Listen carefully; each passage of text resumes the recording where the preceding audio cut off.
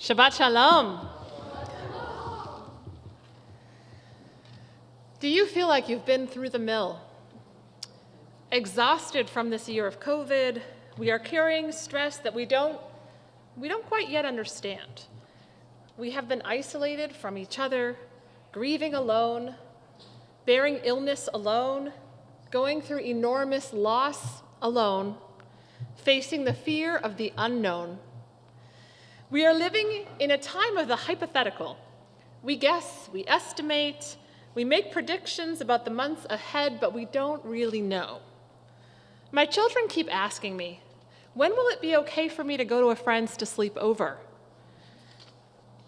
When can I have a birthday party again? And I say, I don't know. And then they insist, they keep asking, if you had to guess, when do you think it would be? What percentage do you think it would be that it could be next year? And I just simply have to say, I just don't know. It is so hard to feel comfortable in this time of great transition. We have been here in this liminal space for a year, and we are ready. We're ready to burst out of the bubbles that we have constructed around our lives. We'd like to go back to how things were. And yet, I don't think we've fully accepted that we cannot go back.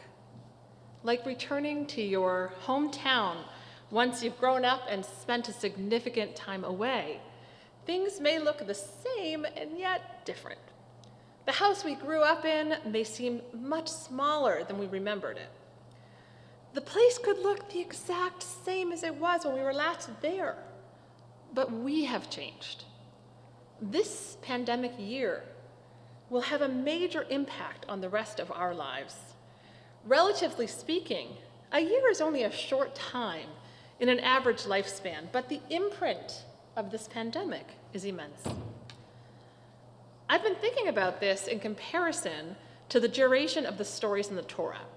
Out of all of the many things that are detailed in the Torah, from creation through Noah, through the patriarchs and the matriarchs, by far the largest amount of text is devoted to the Israelites' 40-year journey through the desert.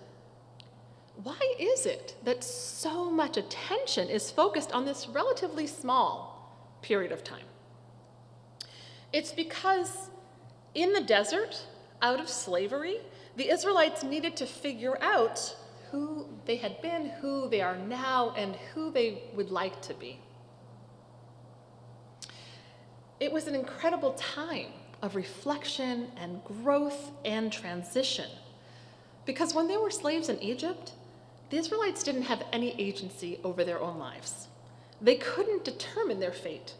But in the desert, it's the moment of becoming, of potential, of life unfolding.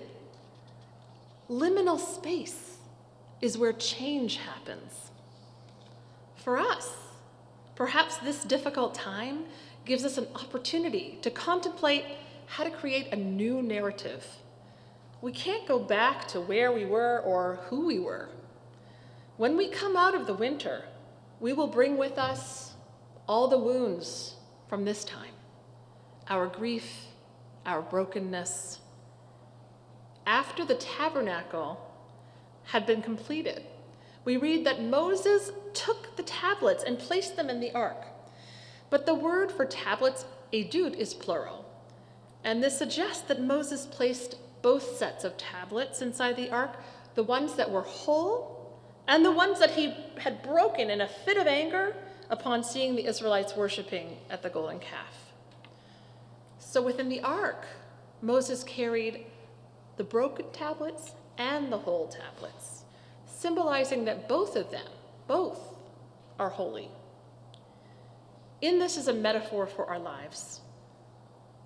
We are broken, and we are holy. And these things do not contradict each other. A recent New York Times video featured a story about a man in Japan who started a business teaching people to cry. The video shows a class attended by a group of people of different ages, And the man asks them, "How many of you have cried in the last day?" When no one raises their hand, he goes on to ask, "How many of you have cried in the last week, the last month, the last 6 months?" No one raised their hand. No one. The teacher goes on to play short emotional vignettes and shows photos of grandmothers, animals, people winning at sports, and various images, sentimental images to trigger tears. And before long, everyone in the room is crying. At the end of the New York Times video, the teacher reflects on the death of a friend who he claims died of having too much stress in his life. He wonders out loud if he could have saved him if he had been able to teach him to cry. In the words of the great Hasidic master, Nachman of Breslau, there is nothing so whole as a broken heart.